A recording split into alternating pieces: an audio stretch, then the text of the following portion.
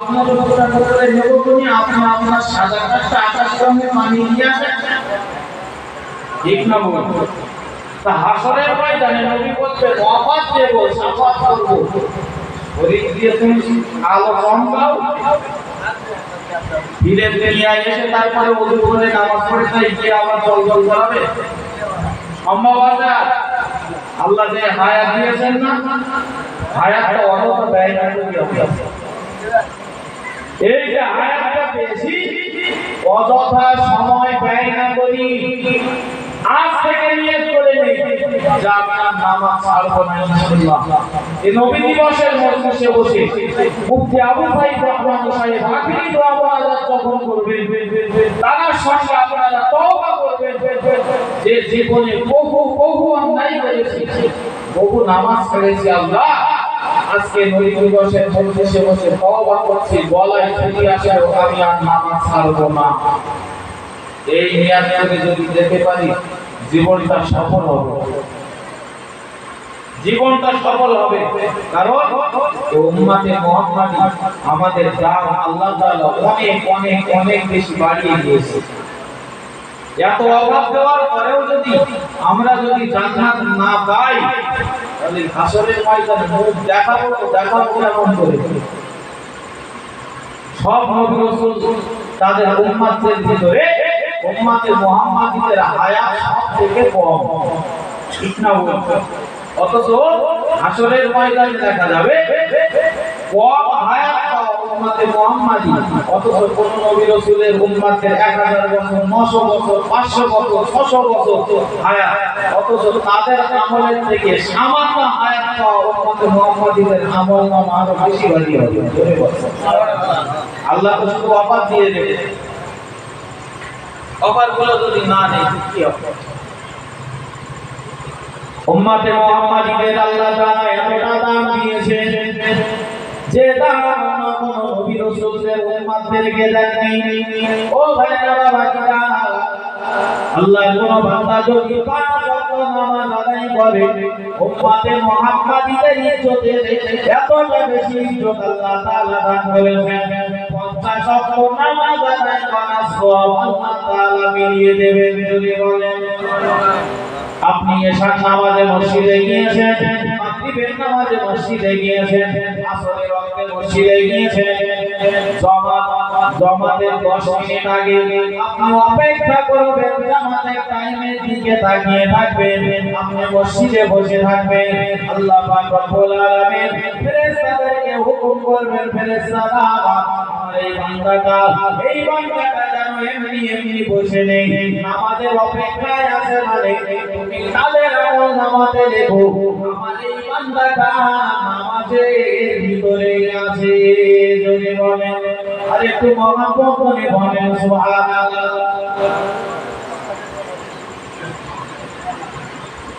নামাজের ভিতরে আছে কিন্তু আমরা উম্মতে মুহাম্মাদি কপাল এত বড় খারাপ শুনেছি এশার নামাজ 8টায় বাড়ি থেকে বার হচ্ছে ঠিক যখন 8টা বাজে তখন ওযু করতে যাচ্ছে তাকবীর হয়ে গেছে ইমাম সাহেব যখন রুকুতে গিয়েছে দৌড়ে যে পাকাম না পাকা আমি আল্লাহু লিমান হামিদা বলে দাঁড়িয়ে গিয়েছে ইমাম সাহেব এরপরেও জোর করে রুকুতে গিয়ে বসে আছে মনে আওয়াজ পরে আবার খুব খুলে মনে বলে যে বিরাট কাজ করে ফেলেছি তোরা কখন এসে তোরা ফাতিহা শুনেছি 1:30 শুরু শুনেছি দাঁড়িয়ে গেছি আর আমি এত বড় বুদ্ধিমান জবাব করে আসলাম আপনার ছেড়ে গেল আসল বুদ্ধিমান সে না বোকা উম্মতে মুহাম্মাদিদের এই যে অফার আল্লাহ দিয়েছে সবটা হবে বেশি আমল করলে আমল পর্বটা কত সব হবে আমাদের না করলে হবে কি হবে বা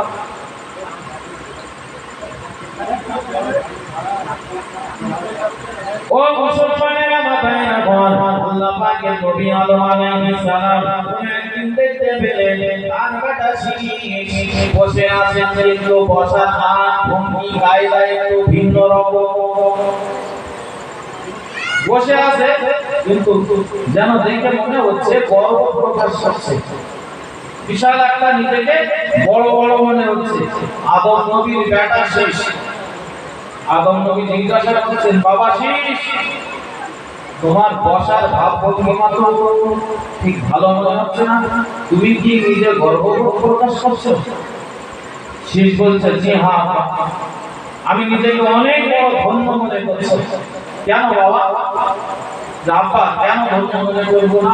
আপনি নবী আদম, কথা আমার আব্বা হলেন আপনি, আপনি একজন নবী, আর আমি হলাম আপনার বেটা শীষ, নবীর ছেলে আমি। শুধু এখানেই শেষ নয়, আল্লাহ তাআলা আমাকে নিজেও নবী বানিয়েছে। সুতরাং আমার আব্বা নবী, আমি নিজেও নবী, তা আমার মতো বড় সৌভাগ্য কেউ আছে আব্বা? এই জন্য নিজেকে অনেক বড় সৌভাগ্যবান মনে হচ্ছে। আল্লাহ পাক নবী আদম আলাইহিস সালাম বলেছিলেন, ও বেটা শীষ, তুমি মনে রাখো, এর জন্য তোমার মনে মনে কোনো গর্ব প্রকাশ করার দরকার নেই। তবে তুমি যদি উম্মতে মুহাম্মাদী হয়ে যেতে, তবে তোমার গর্ব করা মানাতো। জোরে বলেন সুবহানাল্লাহ। নবী শীষ আলাইহিস সালাম বলেছিলেন, ও আমার আব্বা, ও আমার আব্বা আদম আলাইহিস সালাম, কেন উম্মতে মুহাম্মাদী বলে আমাকে গর্ব প্রকাশ করা মানাতো, একটু দয়া করে বল। আদম আলাইহিস সালাম বলেছিলেন, বেটা শীষ, আল্লাহ পাক রব্বুল আলামিন আমাকে তৈরি করার পরে জান্নাতের ভিতরে আমাকে বলেছিলেন, ও আমার নবী আদম, তুমি সব রাস্তায় আমার উপভোগ করো, জান্নাতের ভিতরে বিচরণ করো। আমি সব নিয়ামত উপভোগ করছিলাম। আমি আর আমার বিবি হাওয়া আলাইহিস সালাম, আমরা সব কিছু আনন্দ উপভোগ করার পরেও আল্লাহ তাআলা আমাদেরকে নির্দেশ দিয়েছিলেন, লা তাকরাবা হাযিহি শাজারাতা ফাতাকুনা মিনাল যালিমিন। ও আমার নবী আদম, জান্নাতের সব নিয়ামত উপভোগ করো, তবে ওই যে দেখা যায়, ওই যে দেখা যায় একটা গাছ, এই গাছের নিকটবর্তী যেন হইও না তোমরা। আল্লাহ পাক রব্বুল আলামিন তিনি আমাদেরকে নিষেধ করেছিলেন, শয়তানের ওয়াসওয়াসায় পড়ে আমরা ওই গাছের নিকটেও গেলাম, গাছের ফল পেয়েও নিলাম। আর গাছের ফল যখন খেলাম, জান্নাতি পোশাক আমাদের শরীর থেকে খুলে পড়ে গেল, এবং আল্লাহ তাআলা আমাদেরকে দুনিয়াতে পাঠিয়ে দিলেন, একজনকে জেদ্দায় আর একজনকে শ্রীলঙ্কায়। তখন ভাবতে হবে, তাম পৃথিবীতে তখন মানুষ কতজন? দুজন, আদম নবী আর হাওয়া আলাইহিস সালামের দুইজন, দুই গ্রাম করে। ভয় লাগছে না? লাগছে না? কত বড় পেরেশানি লাগে। আদম আলাইহিস সালাম বলছেন, ও আমার বেটা শীষ, মনে রাখো, এই একটা পদস্খলনের জন্য আমি 3 থেকে 350 বছর আল্লাহর কাছে কেঁদেছিলাম, আল্লাহ পাক ভুল করেছি, অন্যায় করেছি, মাফ করে দেন। ও রব্বুল আলামিন, আল্লাহ ভুল আর করব না, এমন করে করে কান্নাকাটি করেছি, একদিন দুই দিন নয়, 3 থেকে 350 বছর ধরে আমি নবী আদম কান্নাকাটির পর আল্লাহ তাআলা আমাকে সুসংবাদ জানিয়ে দিলেন, ও নবী আদম মাফ করে দিলাম। জোরে বলেন সুবহানাল্লাহ।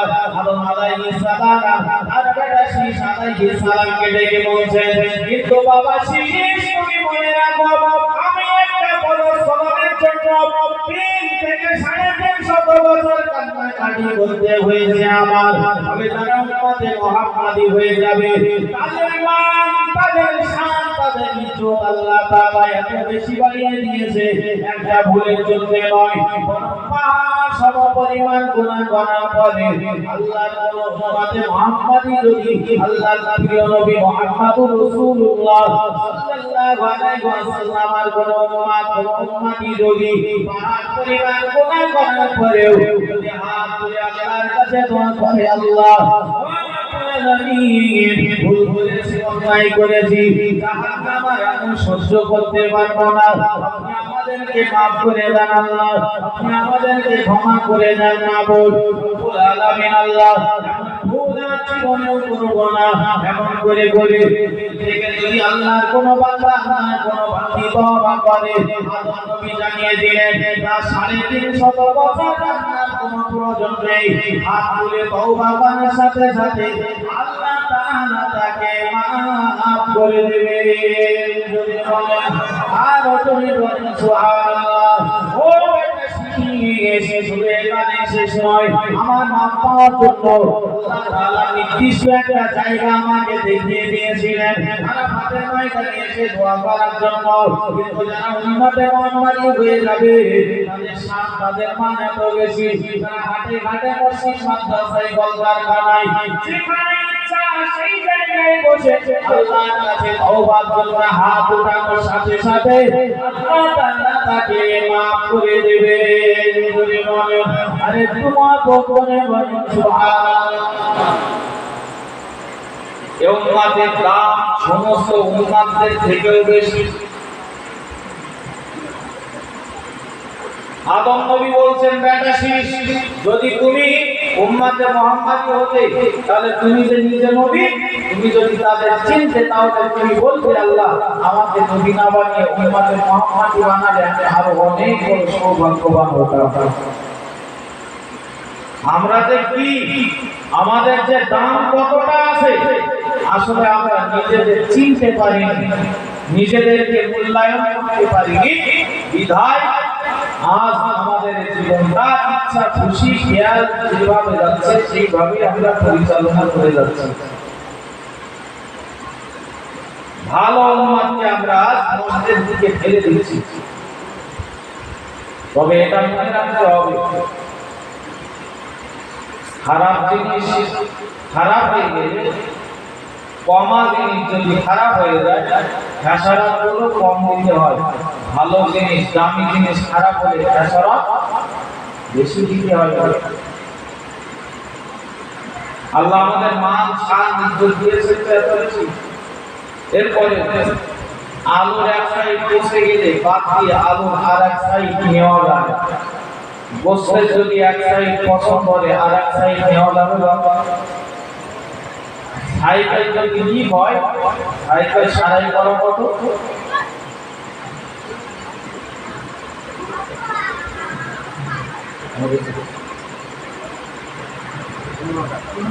15 টাকা। সাইকেল সারাই করা 15 টাকা। আচ্ছা মোটর সাইকেল কি হয়েছে, কত নেবে? ওই একই মাপের তেল। সাইকেলের যে রিংয়ের দুটো সেম একই মাপের এতও শুদ্ধ হয়েছে, তাও বেশি নেবে না কেন বলেন যিনি? ওটার দাম জিনিস। 4 টাকার দাম খুব, তবে একবার যদি ঘাটি ভেঙে পড়ে, টায়ারে যদি একবার পিন ঢুকে যায়, তাহলে ওই ঘাট কিছু করেছে ওই গাড়ি চালানো মুশকিল হলো। দামি জিনিস কিন্তু ওই গাড়ি রোডে আর চলতে পারবে না, চালাতে গেলে কি করা লাগবে? লিফটটা সারাই করতে হবে। আজ নবী দিবসের মজলিসে বসে আমরা যদি তওবা করি তাহলে চাকা সারাই হবে না, পটকানি মারা হয়ে যাবে। দামি উম্মত আমরা, এই দামি উম্মত আমাদের এর গায়ে জীবনে কত রকমের পিন ঢুকিয়েছে। সুদ নামেও পিন, ঘুষ নামেও পিন, এমন করে মহিলা সমিতি নামেও পিন, বন্ধন নামেও পিন, তাস খেলা, লটারি কাটা, মদ খাওয়া, জুয়া খেলা, পরের জমি নিজের নামে রেকর্ড করে নেওয়া, এমন গুনাহ কাজগুলো এভেলেবেল করে চলেছি। চিন্তা করছি আমি জগলপুরি কাজ করছি, যত এই পাপের কাজগুলো করছি তার মানে উম্মতে মুহাম্মাদী দামি গাড়ি টায়ারে কত ব্রেক মারছে। ওই গাড়ি যদি সাম করতে হয় সব বাদ দিতে হবে, ব্রেক বাদ করে ফেলতে হবে, সুদ ছাড়তে হবে, ঘুষ ছাড়তে হবে, লটারি ছাড়তে হবে, মদ ছাড়তে হবে, মিথ্যা ছাড়তে হবে। পরের হক মেরে খাচ্ছিলাম তার হকটা আবার বুঝিয়ে দেওয়া লাগবে। এইগুলো যদি বলি আশা আশা করা যায় গাড়ি আবার মাথা উঁচু করে দাঁড়াবে, আর যদি দাঁড়াতে পারে আল্লাহর পরিচয়ে জান্নাত পর্যন্ত নিয়ে যেতে পারবে ইনশাআল্লাহ। ওই জন্য আমরা প্রত্যেকে এই আয়াতে দেখতে কি আল্লাহ তাআলা যে দান করেছেন আমাদেরকে যে মহান আল্লাহ পাক রব্বুল আলামিন এত বড় সম্মান, এত বড় ইজ্জত, এত কিছু দান করেছেন উম্মতে মুহাম্মাদির মতো এত বড় একটা উম্মত আমাদেরকে বানিয়েছেন। আমরা যেন হেলায় নষ্ট না করে ফেলি, এই সময়টা হেলায় নষ্ট না করে ফেলি। মসজিদে আসি, দৈনিক রাস্তার মসজিদে আসি, ওযু বানাই, দেখবেন হাসরের ময়দানে আমি আব্দুল মাজিদ আজ আমার কথা আপনি লিখে রাখতে পারেন। আমি যা আপনাদেরকে বলেছি যে নবীজির আদর্শগুলো মেনে চলার কথা, আল্লাহর নবীর সুন্নাতগুলো পালন করার কথা, যদি সুন্নাতগুলো পালন করতে পারি প্রকার করে নবী বললেন আমাকে পালন করা হয়ে গেল। আজ আমার কথা শুনে আল্লাহর কোন বান্দা, আল্লাহর কোন বান্দী যদি নবীজির এই আদর্শগুলো নিজের জীবনে বাস্তবে রূপ দেওয়ার চেষ্টা করে, আমি আব্দুল মাজিদ আমার সাথে আপনাদেরকে আমার টাকা যদি নাও হয়ে থাকে আল্লাহর উপরে ভরসা রেখে বলতে পারি হাসরের ময়দানে ঠিক আল্লাহর নবী আমাকে দেখে চিনে নেবেন এটা আমার আদর্শের উম্মত। জোরে বলুন সুবহানাল্লাহ। নবী ঠিক দেখে বুঝবেন এই উম্মতটা আমার আদর্শগুলো মেনে মেনে চলতো, আমি নবী আমার আদর্শকে ভালোবেসে এসেছে, তার মানে এই উম্মতটা সত্য সত্যি আমাকে ভালোবেসে এসেছে। যখন কবরে এই উম্মতটা আমার উম্মত, আমার আদরের। মসজিদের সঙ্গে সম্পর্ক এত বড় মসজিদ করা হয়েছে আপনাদের, এগুলো শুধু জুম্মার নামাজ পড়ার জন্য না, শুধু জুম্মার নামাজের জন্য এত বড় মসজিদ নয়, বরং নামাজ তো শুধু জুম্মা নয়, 5 ওয়াক্ত। তা বাদ বাকি দিনগুলো কেন আমরা মসজিদে যাব না? আজ মসজিদে যাওয়ার কথা ভুলে যেতে পারি, তবে কথা ঠিক আপনি আমার কথা লিখে রাখুন, আজ মসজিদে যাওয়ার কথা আমরা ভুলে গেলে এটা ঠিক মসজিদের ওই খাটিয়াটা হলো আমার আপনার বাড়ির কোরআনের সামনে আসলে কোনোদিন ভুল করবেন করবে বাবা।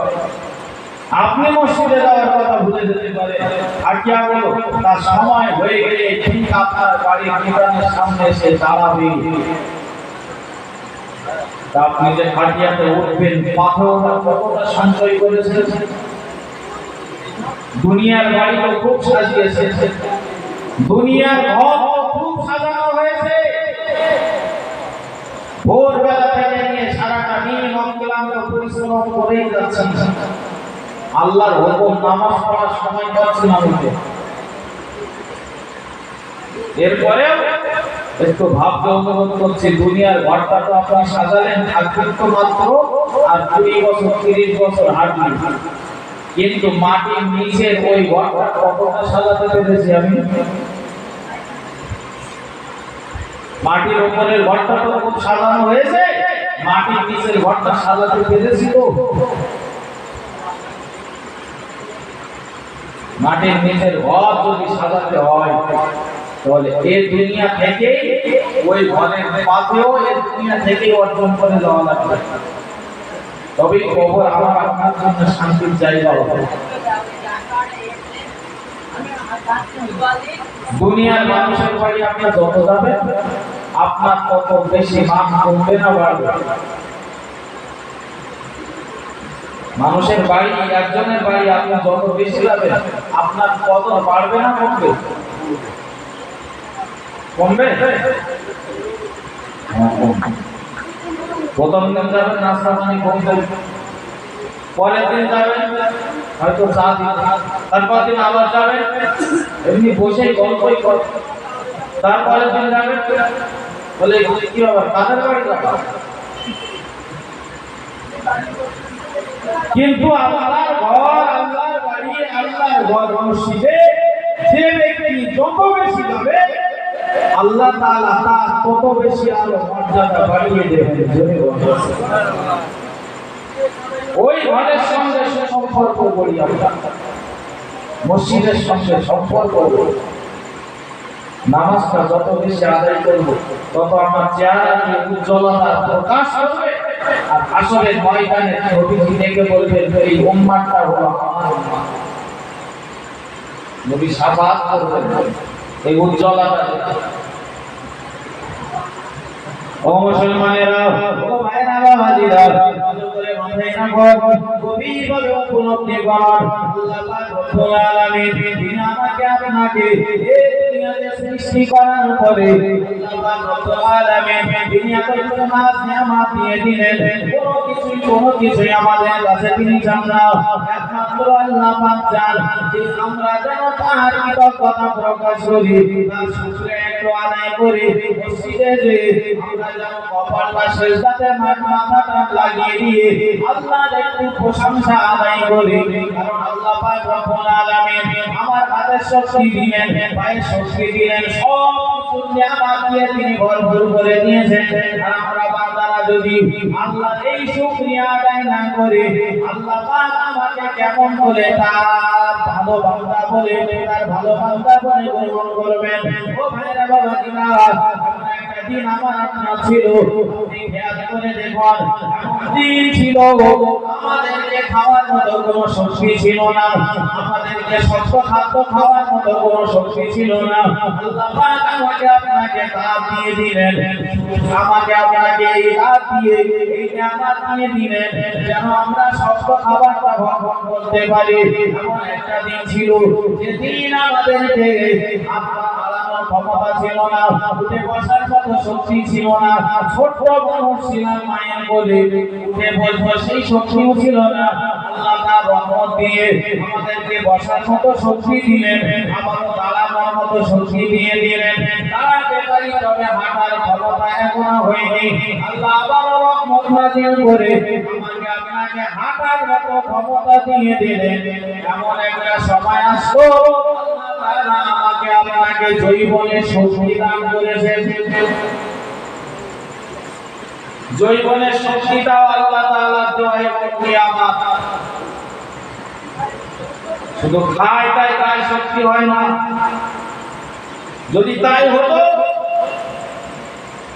দুনিয়ার কেউ কোনো গুরু হতে চাই তো কেউ? এটা আল্লাহ দিচ্ছেন, আল্লাহ যে আমার বসানোর মালিক, আল্লাহ যে আমার হাঁটছি যেটা, এটা আল্লাহ দেওয়া এই নিয়ামত। যদি এটা না হতো আমি আপনি কেউ খেয়ে এই রকম করতে পারতাম না, দৌড়াতে পারতাম না। জৈবনের শক্তি আল্লাহ দিয়েছেন, যদি আল্লাহ না দিতেন না এই জৈবন হারাতাম কোনো দিতাম। সুতরাং আল্লাহ যেটা চান সেটাই আল্লাহ তাআলা তিনি করেন, আমাদের কোনো হাত করার নেই। দুনিয়ার কোনো মানুষ চায় না আমার মাথার চুলটা পেকে যায়, চাই নাকি? দুনিয়ার কোনো মানুষ চায় না আমার মুখের দাড়িটা পেকে যাওয়া। দুনিয়ার কোনো মানুষ চায় না আমার গায়ের চামড়াটা ঢিলা হয়ে যায়। অথচ আপনি চাইলেও বাকি না চাইলেই বাকি, আল্লাহর ইশারা হবে ঘটে যাবে। ধরে রাখার ক্ষমতা নেই। এই যেমন ঘটে যাচ্ছে আপনার মননের সময় চলে আসবে, মনন ঘটে যাবে। ধরে রাখার ক্ষমতা কারণে হয়ে যাবে। মরে তো যাব, যেখানে যাব সেখানে জায়গাটা আমি কেমন করে সাফ করব, কি হবে? ওই জায়গাটা ভালো করার জন্য আমাকে এই দুনিয়া থেকে প্রস্তুতি নিয়ে যেতে হবে।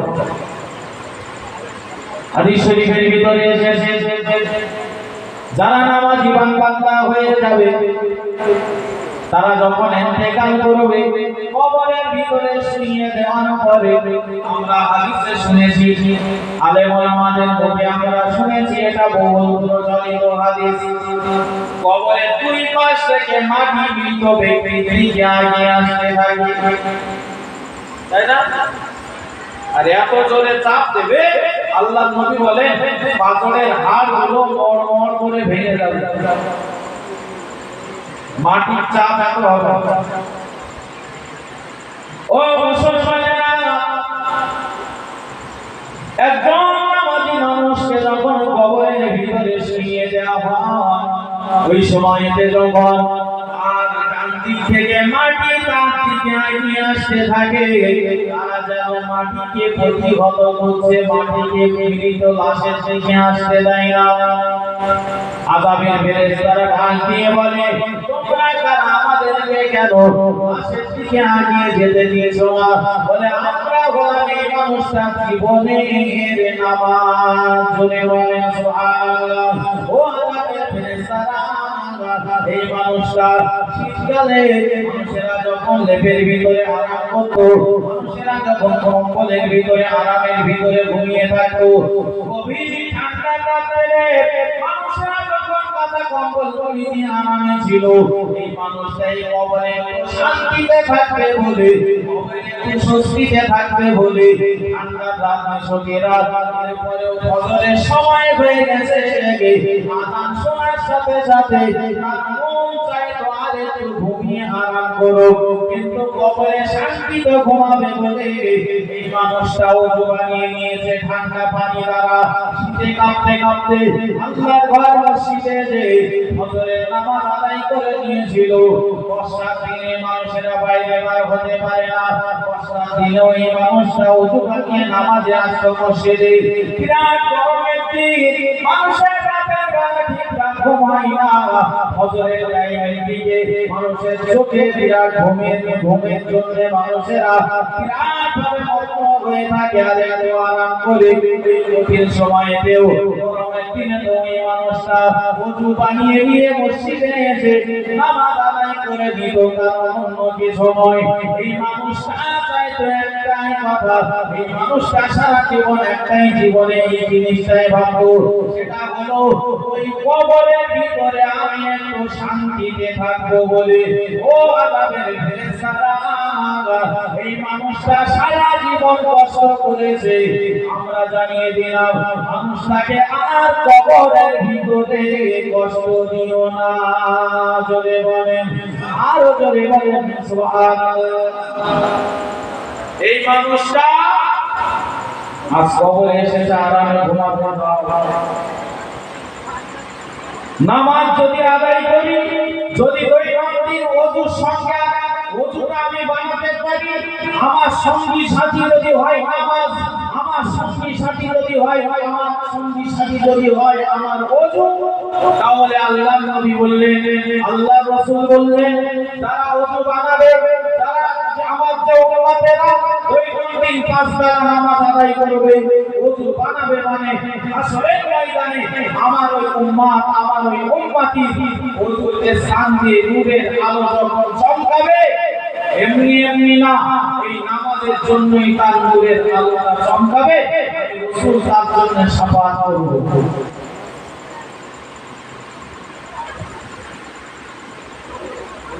আজ হচ্ছে কাল হচ্ছে পশু হবে, আপনাদেরকে যখন বলা হয় বা কাউকে যখন বলা হয় জীবনেতে বহু সময় অতিবাহিত হয়ে গেছে, এবার ফিরে আসে নামাজ পড়বেন, নামাজটা আদায় করবেন।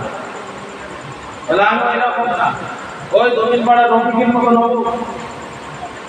নামাজ পড়বো, আগে নিজে ভালো হয়ে যাবে, মনটা আগে ঠিক করে নিজে ভালো হবো, তারপর নামাজ পড়বো। এরকম বলার লোক পাওয়া যায় না সমাজে, করতে বললে বলে আগে ভালো হয়ে নেই তারপর। আর আমি বলি জীবনে করতে হবে না, তাহলে আপনি ভালো হওয়া তারপরে ঘর বাবা। বরং আপনি নামাজটা শুরু করুন, আপনার ভিতর থেকে এমনিতেই পাপের কাজ শুরু হয়ে যাবে। আল্লাহ পাক রব্বুল আলামিন জানিয়ে দিলেন, ইন্নাস সালাতা তানহা আনিল ফাহশাই ওয়াল মুনকার। ও আমার বান্দা বান্দিরা মনে রাখো, আমি আল্লাহ তাআলা জানিয়ে দিলাম, নিশ্চয়ই নামাজ মানুষকে ঘটে অশ্লীল খারাপ কাজ থেকে দূরে সরে রেখে দেয়। একটু মহব্বত করে বলেন সুবহানাল্লাহ। আজকে আমার বক্তব্য শুনে একজন ভাই তিনি জ্ঞান করেছেন, সত্যি তো জীবন থেকে কত ওয়াক্ত নামাজ চলে গেল আমার, আজ থেকে আমি আর নামাজ ছাড়বো না, 5 ওয়াক্ত জ্ঞান করে নিলাম, অথচ ভাই তার বড় টিকিট কাটে।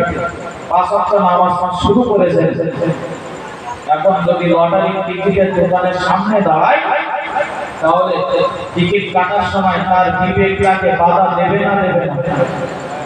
হ্যাঁ, এই এতদিন যা করেছিস এখন তোরা কিন্তু পাঁচ ওয়াক্ত নামাজ পড়ি বলো, লটারির টিকিট কাটলে বলে আর মানাবে না, ঠিক না বলে? একজন মধ্যর মানুষ আজ নবী দিবসের মজলিসে বসে নিয়ত করেছে আমি আর নামাজ ছাড়বো না, পাঁচ ওয়াক্ত নামাজ পড়া শুরু করেছে, মদের দোকানের সামনে দাঁড়িয়েছে, তার বিবেক তাকে এমনি বলে দেবে খবরদার এত কাল যা করেছো এখন না তুমি পাঁচ ওয়াক্ত নামাজ পড়ো, এখনো মদের দোকানের সামনে দাঁড়ালে মানাই? আমার বিবেক আমাকে বাধা দেবে না? দেবে তো? আমি যদি দাঁড়িয়ে পেশাব করতে যাই আমার বিবেক সে আমাকে বলবে তুমি না পাঁচ ওয়াক্ত নামাজ পড়ো, তুমি দাঁড়িয়ে পেশাব করতে পারবে? তখন আমার বিবেকের কাছে আমি নিরুত্তর হয়ে যাবে। সত্যি তো আমার দ্বারা তো দাঁড়িয়ে পেশাব করা মানাবে না। ওই জন্যই বলেছি ভালো হয়ে নামাজ না বরং নামাজ শুরু করুন, আপনার ভিতর থেকে পাপের কাজ শুরু হবে ইনশাআল্লাহ।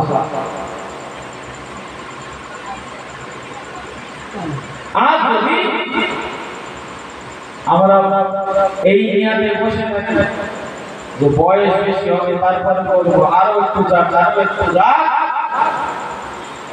তবে বলো ওই গাড়িটা কাটিয়া নামক গাড়িটা যদি আমার আপনার দোকানের সামনে একবার এসে হাজির হয়ে যায় আর কোনো উপায় থাকবে না। কবরবাসীরা জানে, কবরবাসীরা মসজিদের আযান যখন শুনতে পায় দুনিয়াবাসীদের প্রতি কবরবাসীরা ঈর্ষা করে। কি করে? হিংসা না বলো, হিংসা আলাদা ঈর্ষা আলাদা। ঈর্ষা করে, হিংসা হলো যে কারো ভালো দেখতে পাবে। একটা মানুষ ভালো আছে, ভালো করছে, আমি তার ভালো দেখতে পাচ্ছি না, ও দেখো কোথা থেকে দিন ফকরা রাস্তায় চলে হয়, ওই জন্য ভালো দেখো লটারি টিকিট কাটে না, কি কেউ ভালো গাড়ি চালাচ্ছে চোখে দেখে সহ্য করতে পারে না, কবে ধ্বংস হয়ে যাচ্ছে, মানে ধ্বংসের কামনা করে সমাজে আছে বলে দেখতে পারে না ভালো। এইগুলোকে বলা হয় হিংসা, আর হিংসা করা হারাম। আর ঈর্ষা হলো সে যে করছে তো করছে, তার ভালো করছে, সে ভালো করছে, ভালো জায়গায় যাচ্ছে, আল্লাহ তার সাথে বজায় থাকে, আমাকেও আপনি ভালো জায়গায় নিয়ে যান, এর নাম হলো ঈর্ষা। আরে এটা জায়গা আল্লাহ ও দুতলা বাড়ি, আল্লাহর কাছে এই ফরিয়াদ করবো না আল্লাহ ও ধসিয়ে দাও ওর ঘর, এই না আল্লাহ ও দুতলা বাড়ি আছে থাক, আমাকেও আপনি দান করুন, বরকত দান করুন, আমিও যেন অমন করতে পারি, এটা কোনো সমস্যা। কবরবাসীরা দুনিয়াবাসীদের প্রতি ঈর্ষা করতে থাকে, কখন? মসজিদে যখন আযান হয় কবরবাসীরা বলতে থাকে ও দুনিয়াবাসীরা আজ আমরা হাজার চেষ্টা করার পরেও সেজদা দেওয়ার মতো ক্ষমতা আমাদের নাই, কিন্তু তোমাদের মসজিদে আযান হয়েছে, তোমাদের সবাই রয়েছে সেজদা দিয়ে আল্লাহর নৈকট্য প্রাপ্ত হাসিল করার। ও সুজুদ ওয়াক্তারি যে যত বেশি সেজদা দেবে সে তত বেশি আল্লাহ তাআলার নিকটে বান্দা হয়ে যায়। তিনি বলেন ও মুসলমানেরা, ও মেরে বাবাজিরা, আল্লাহ পাক রব্বুল আলামিন তিনি আমাদেরকে এই সব কিছু নিয়ামত দিলেন। আল্লাহ তাআলা চান আমার বান্দারা মসজিদে এসে একটু কপালটা মাটিতে লাগিয়ে সেজদা দেবে, আর আমার একটু শুকরিয়া আদায় করো। আল্লাহ যদি আমার সম্পদ সম্পত্তি না দিতে, অর্থ করি যদি আমাকে না দিতে, আল্লাহ যদি আমার হাতের শক্তি না দিতে, পায়ের শক্তি না দিতে, আমি দুনিয়ার কাজ কর্মগুলো কেমন করে করতে পারতাম? এই যে সারাদিন করে ঘুরছি ভোরবেলা থেকে নিয়ে রাত পর্যন্ত, এই পায়ে আল্লাহ যদি শক্তি না দিতেন, ঘোরার মতো আমাদের ক্ষমতা ছিল? আল্লাহ যদি হাতের শক্তি না দিতেন, কাজ করার মতো ক্ষমতা ছিল? যে আল্লাহ সব নিয়ে আমাকে বান্দা নে হাতের শক্তি দিলাম, পায়ের শক্তি দিলাম, সেই আল্লাহর দেওয়া শক্তি নিয়ে দুনিয়ার কাজ সব করার সময় পাচ্ছি বাবা, কিন্তু আল্লাহর শুকরিয়া আদায় করব। দৈনিক 1 ঘন্টা সময় আল্লাহর ঘর মসজিদে যে সময়টা ব্যয় করব, এই সময়টাই হারিয়ে ফেলছি। তাহলে আমার মতো নিমকার কেউ আছে? আল্লাহ এমনি বলেননি ইন্নাল ইনসানা লিরাব্বিহি লাকানুন, নিশ্চিতই মানুষেরা বড় হবে প্রতিমতি কখো, নিশ্চিতই মানুষেরা তার রবের প্রতি বড় অকিরিত। ও ভাই দাদা, আল্লাহ পাক রব্বুল আলামিন তিনি তার বান্দা বান্দীদেরকে তার মায়ের থেকে অনেক অনেক গুণে বেশি ভালোবাসেন। একজন বাবা সন্তানকে কতটা ভালোবাসে, গভীর রাত কিছুদিন স্বামীর চোখ নিয়ে পানি পড়তে, স্ত্রীর চোখ নিয়ে পানি পড়তে থাকে। স্বামী অবাক হয়ে গেল, আমার বিবি তোমার চোখে কেন পানি? আমার কোনো ব্যবহারে কি তুমি কষ্ট পেয়েছো নাকি? আমার কোনো ব্যবহারে কি তোমার কষ্ট লেগেছে নাকি? স্ত্রী জবাব দিয়ে বলে, স্বামী আমার আপনার ব্যবহারে আমার কোনো কষ্ট হয়নি। ও আমার স্বামী, তবে আমার মনটা এত বড় খারাপ এই জন্য, আমার সন্তান আজ একটা সপ্তাহ হয়ে গেল আমাকে মা বলে ডাকে না। কত কষ্ট করে মানুষ করলাম বলে বিয়ে করে, আর আজ 1 সপ্তাহ হয়ে গেল মা বলে ডাক দেয় না। যতক্ষণ না ডাক দেবে ততক্ষণ আমার কলিজা ঠান্ডা হয় না। অনেক ছেলে আছে মায়ের সঙ্গে কথা বলে না, আব্বার সঙ্গে কথা বলে না, কথা বন্ধ। আব্বা মায়ের দিল ফেটে যায়, সন্তানের মুখের দিকে তাকিয়ে তাকিয়ে দেখে, চোখ থেকে চুরি করেও দেখে, সন্তানকে দেখে যেন আলাদা একটা শান্তি পায়। কারণ সন্তান বিরাট মহব্বতের জিনিস। আরে সন্তান, আমরা আমাদের সন্তানকে যতটা ভালোবাসি, আমার রব আমার আল্লাহ তার মা তার সন্তানকে যতটা ভালোবাসে, এর থেকে আরো অনেক অনেক গুণে বেশি ভালোবাসেন। ধরে বলে ভালো করে মাথায় রাখো, মা যদি তার সন্তানকে তার মুখ থেকে মা ডাকা শোনার পরে, এক সপ্তাহ মা ডাক শোনার পরে যদি মা সইতে না পারে, কষ্ট পায়, সন্তানের প্রতি ভালোবাসার জন্য আল্লাহ পাক মায়ের থেকে তো আরো অনেক অনেক গুণে বেশি আমাদেরকে ভালোবাসে। আজ সপ্তাহ চলে যাচ্ছে, আল্লাহকে আল্লাহ বলার মতো সময় আমরা অনেকেই পেলাম না। এমন কত বান্দা রয়েছে সারাদিন আল্লাহ দেয়া নেয়ামত উপভোগ করছে, অথচ সারাদিনের ভিতরে একবার আল্লাহকে আল্লাহু আকবার বলে শুকরিয়া আদায় করার মতো সময় হলো না। ও ভাই বাবা, আল্লাহর কোন বান্দা যখন আল্লাহু আকবার বলে তাকবীরে তাহরিমা বাদে, আমার আল্লাহ তাআলা ওই বান্দা ওই বান্দির উপরে বড় রাজি খুশি হয়ে যায়। ওই বান্দা ওই বান্দির উপরে অনেক বড় খুশি হয়ে যায়। আমার বান্দা আমার বান্দি সে আমাকে রব বলে স্বীকার করেছে, আমি যে মহান আমাকে সে স্বীকার করে নিয়েছে নামাজের মাধ্যমে। সুতরাং এই বান্দাটা হলো আমার নিকট প্রাপ্ত বান্দা। এই বান্দাটা আমার সবথেকে নিকটের বান্দা, যে নামাজ পড়ছে। নবী দিবসের মজলিস, এমনি সারা রাত নবী দিবস নিয়ে ওয়াজ হচ্ছে, সারা রাত নবী সিরাত নিয়ে আলোচনা হচ্ছে, সারাটা রাত ধরে আল্লাহ নবী জীবন কাহিনী আলোচনা হলো। সুবহানাল্লাহ, আলহামদুলিল্লাহ বলে বাড়ি গেলাম, অথচ আদর্শ নিতে পারলাম না। নবীর থেকে সেই আদর্শগুলো আমার জীবনে বাস্তবে তুলে দিতে পারলাম না। এই নবী দিবসটা কেনই বা দিলাম, কি শিখে গেলাম আমরা? এই চলে গেলাম। হ্যাঁ, বসার জন্য তো সব হয়েছে, তবে ওই কিছু না নিয়ে যেতে পারি নবীর আদর্শগুলো। আপনি জানেন না এই নামাজের জন্য আল্লাহ নবী কতটা কষ্ট স্বীকার করেছেন? এই নামাজের জন্য প্রিয় নবী কতটা মার খেয়েছেন? প্রিয় নবী মুহাম্মদুর রাসূলুল্লাহ সাল্লাল্লাহু আলাইহি ওয়াসাল্লাম তিনি ইন্তেকালের আগ মুহূর্তে আম্মা আয়েশা সিদ্দিকা রাদিয়াল্লাহু আনহাকে বলেছিলেন, আয়েশা, মসজিদে নববীতে নামাজের জামাত শুরু হয়েছে, একটু আমার মাথাটা উঁচুটা করে ধরো। আম্মা আয়েশা সিদ্দিকা রাদিয়াল্লাহু আনহা তিনি যখন আল্লাহ নবীর মাথাটা উঁচু করে ধরেছিলেন, প্রিয় নবী চোখ দিয়ে পানি টপিয়ে টপিয়ে পড়ছিল। আয়েশা সিদ্দিকা বলছেন, ইয়া রাসূলুল্লাহ, আপনার চোখে পানি কেন? আল্লাহ নবী বলেছিলেন, ও আমার বিবি আয়েশা, এটা কষ্টের, এই যে চোখে পানি দেখছো এটা কষ্টের পানি নয়, বরং এই পানিটা হলো আমার আনন্দের পানি। ও আমার বিবি আয়েশা, এই নামাজটা কায়েম করার জন্য, এই নামাজটা কায়েম করার জন্য আমি মুহাম্মদ কতটা কষ্ট করেছি, আমি মুহাম্মদ কতটা না কষ্ট করেছি, কাফেরদের কাছ থেকে আমি কতটা না আমি মার পর্যন্ত গেছি। আর সেই নামাজ প্রতিষ্ঠিত হয়ে গেল, আমি নিজ চোখে নামাজের জামাতটা লক্ষ্য করতে পারছি, কিয়ামত পর্যন্ত এই জামাতটা যেন বহাল থেকে যায়।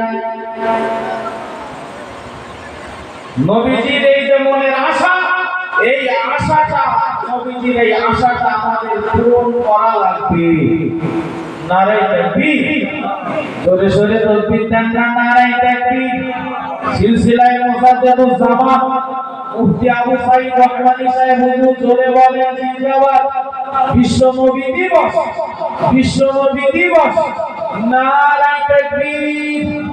আলহামদুলিল্লাহ, ভাইজান এসেছে আপনাদের কাছে ওয়াজ নসিহত করবে, আপনারা আমার ওয়াজ নসিহত শুনতে থাকবেন। সর্বশেষ আমি আপনাদেরকে টোটাল সার কথাটা এটাই বলতে চেয়েছি, এটা যে আমরা প্রত্যেকেই এখানে হাত উঁচু করে বলতে চেয়েছি, আমরা কেউ বলতে পারবো না নিজেদের আমলের জোরে জান্নাতে যাব। আমরা প্রত্যেকেই শাফাত নিয়ে, নবীজির শাফাত নিয়ে জান্নাতে যেতে চাই। আর এটা বলেছি, শাফাত যদি পেতে হয় আমাদেরকে উম্মতে মুহাম্মাদি হওয়া লাগবে। উম্মতে মুহাম্মাদি হতে গেলে শরীরকে নূরের আলো চমকানো লাগবে। নূরের আলো চমকাতে গেলে ওযু বানাতে হবে, ওযু বানিয়ে বসে থাকলে হবে না, নামাজটাও আদায় করতে হবে। আল্লাহ তাআলা আমাদের সকলকে তৌফিক দান করেন বলি আমিন। কথা কথা বলতে যে বিয়াদবি ক্ষমা করেন। দুরূদ শরীফ আল্লাহু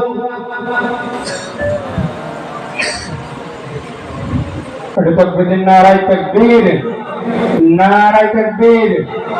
हजरत मौलाना आबू साहिद साहेब, हजरत मौलाना आबू साहिद साहेब আমাদের আজকের জলসার শেষ বক্তা।